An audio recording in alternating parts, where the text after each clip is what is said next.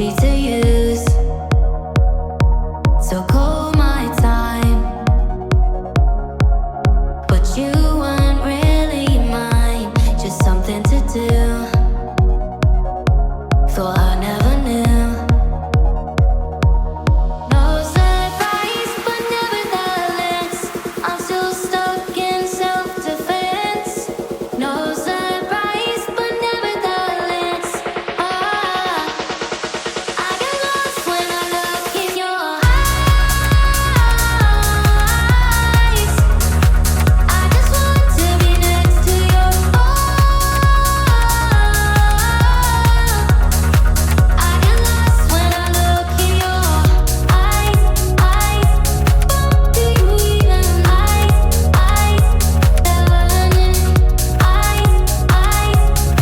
do you even leave now, make your escape. You know the fortune favors the brave. So close, just get away. No surprise, but nevertheless, I'm still stuck in self-defense. No surprise, but nevertheless, I get lost when I look in your eyes. I just want to be next to your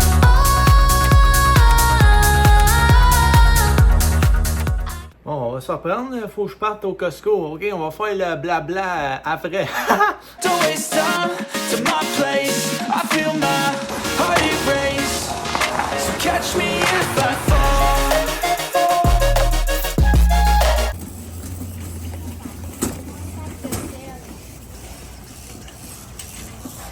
Le Gérard en question aurait trahi ses chums pour un sac de poudre.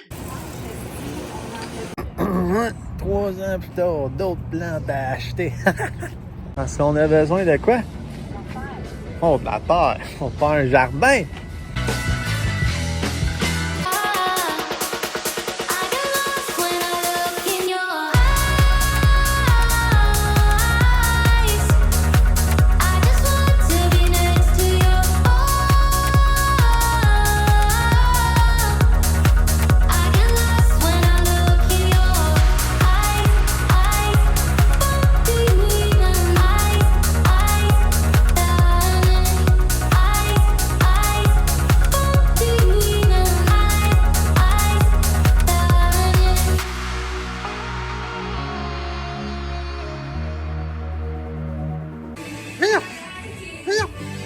Meu galho. Muito aqui. Muito aqui.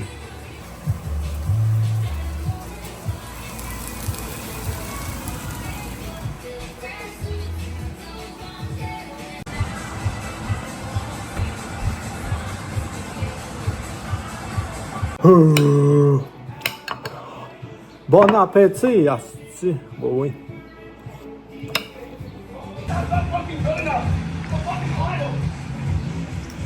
Vas-tu jouer à Babal, Méo?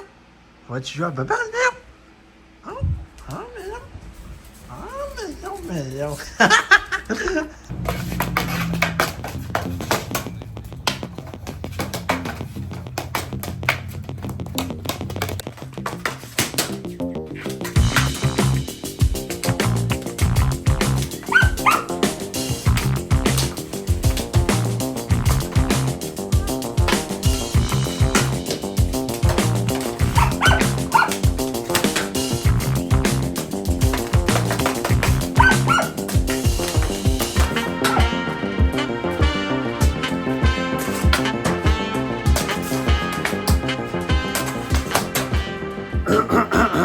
Et que c'est ça, nous revoilà.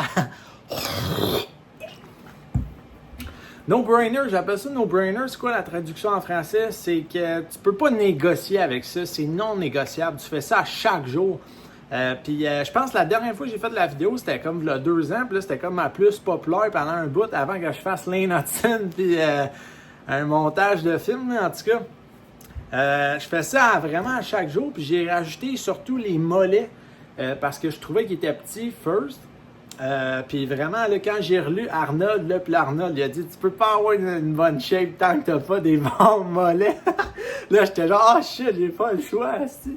Mais c'est surtout que, mettons, l'été passé, après mon marathon d'Ottawa, j'avais eu pas une tendinite dans le pied, là, un petit bobo. Puis si tu solidifies, genre, ton pied en faisant ça, là, les flexions-tractions, comme, de tes pieds, ben ça force les mollets, oui, mais ça structure aussi ta cheville puis le dessous de ton pied, donc des muscles dans ton pied.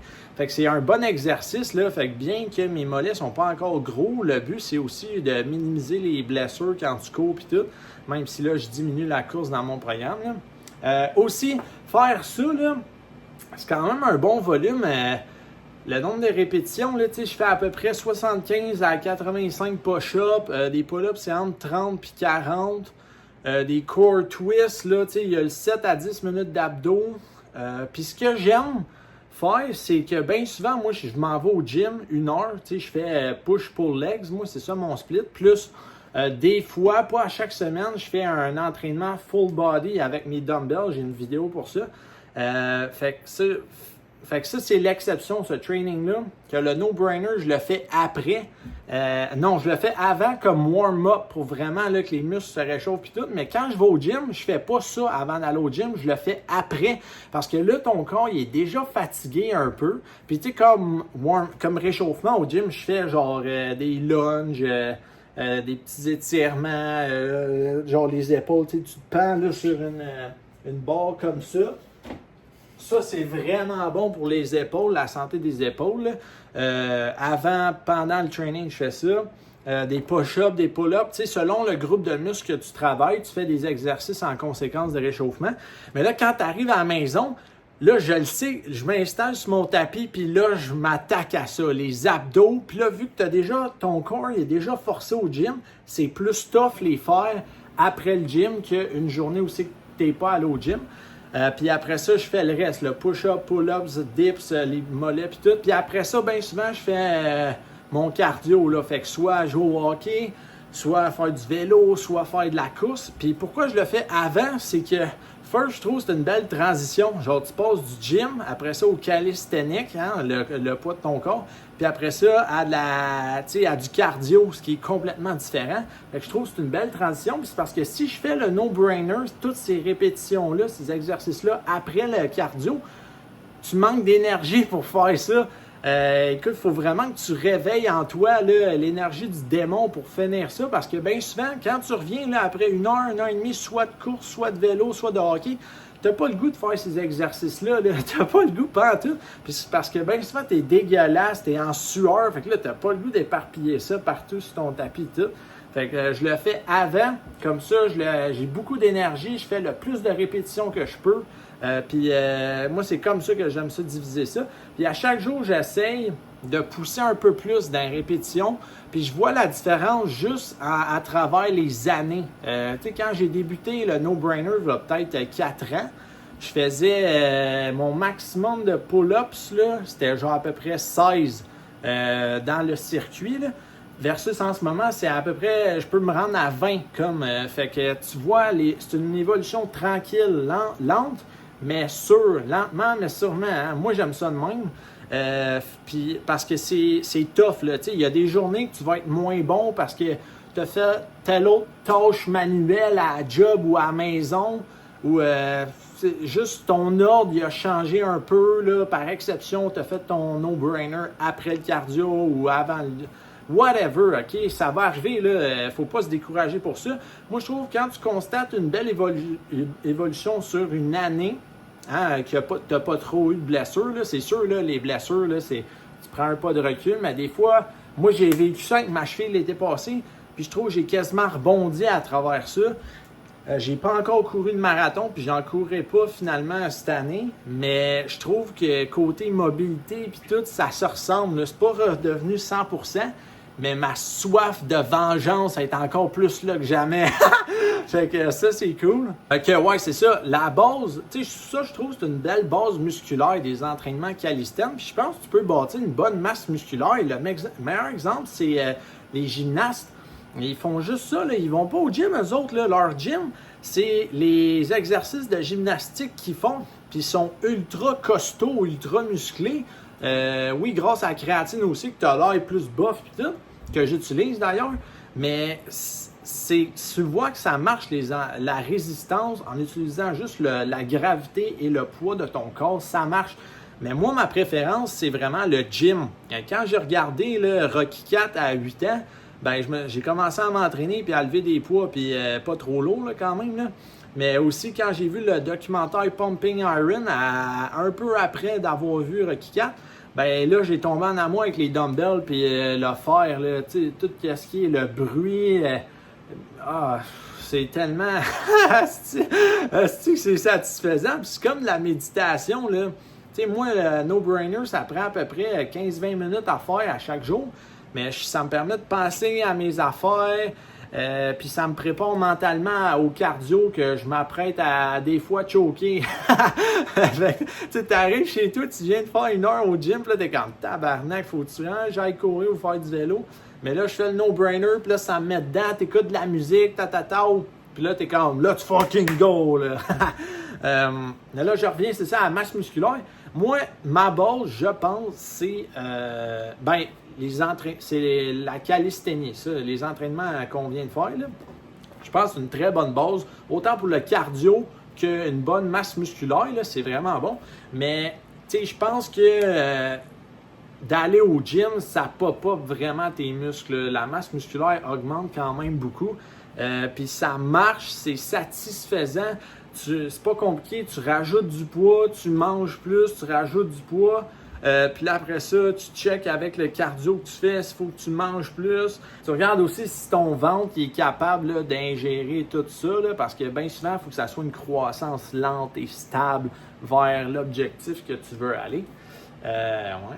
Et si on s'éparpille en tabarnak. C'est pas mal ça, le tabarnak. Tabarnak.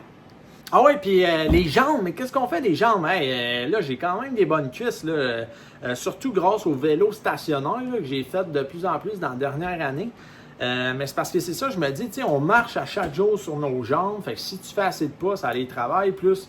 Ben, c'est parce que la course, là, le vélo, le hockey, mon leg day que je fais juste 1 fois par semaine, puis 1 fois et demie, mettons, mais ça compte pas comme une demi, là, quand je le fais à la maison avec des dumbbells, là, c'est plus relax, là, pour sentir les muscles, puis dire que je m'entraîne.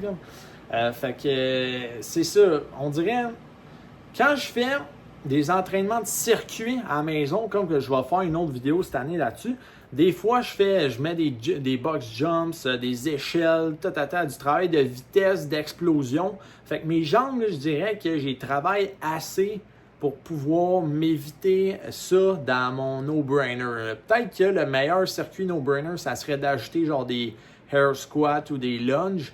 J'en mets pas. Puis pour moi, j'aime mieux ça, OK? On dirait de focus sur le torse et le haut du corps. C'est comme plus le fun. Puis c'est parce qu'à un moment donné, je veux pas que ça dure trop longtemps non plus. Là. C'est déjà quand même volumineux, je m'en rends compte. Là. Fait que c'est ça. Donc j'espère que cette vidéo vous a aidé, OK? Vous a outillé, motivé à continuer vous aussi vos exercices maison. Tu peux essayer les miens, là. C'est des exercices de base que tout le monde peut faire. Assure-toi d'avoir une bonne technique. Là. Si tu as des petits bobos, va regarder des vidéos YouTube des fois qui expliquent là, des bons... il y a des professionnels là, qui sont bons sur YouTube. Là, mais moi, bien souvent, c'était juste que je me suis bien fait coacher par Stéphane Goyette. C'est pour ça que ça te suit tout le long. Là. Quand tu suis un coach, là, puis que lui, il te montre dans le gym les exercices, puis il vient te toucher, là, ici, puis là, il est comme, hey, tu le sens-tu? Puis là, il faut que tu sois placé de même, sors le chest, sors les fesses, protège la colonne vertébrale, fais une progression tranquille de ton loading de poids. Puis ça te suit tout le reste de ta vie. Après ça, tu arrives à chaque exercice, les mêmes principes de protection de ton corps s'appliquent. Tu sais quoi faire. Quand un muscle se sent bizarre, tu repenses à ton mouvement, peut-être tu descends de poids, tu essaies une technique différente, tu changes l'angle. Si tu es au gym, tu changes le banc, l'inclinaison, la machine, le corps. Fait qu'il y a un peu de tout. Là. Moi, c'est sûr, je te conseille, honnêtement, quand j'y repense, d'avoir un coach qui est là avec toi sur le terrain, qui te montre les affaires. Parce que des fois, en ligne, oui, regarder, ça peut être bien, mais on dirait des fois d'avoir quelqu'un avec toi en live, là, qui il te pogne puis qui te dit « Hey, regarde, tu te sens bien? » Puis tout. On dirait que ça rentre plus dans le cerveau. Fait que, donc c'est ça, OK? J'espère que la vidéo vous aide, ça vous motive. Let's fucking go, OK? Ouais, être en shape, c'est très important pour moi. Et j'espère que ça l'est pour vous. Très utile aussi, hein, vraiment.